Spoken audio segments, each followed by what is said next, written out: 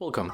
If you want to open apps in pop-up view in your Samsung Galaxy Tab S7, for the first you have to open the apps that you are going to use. So I will go for the gallery, calendar and Play Store.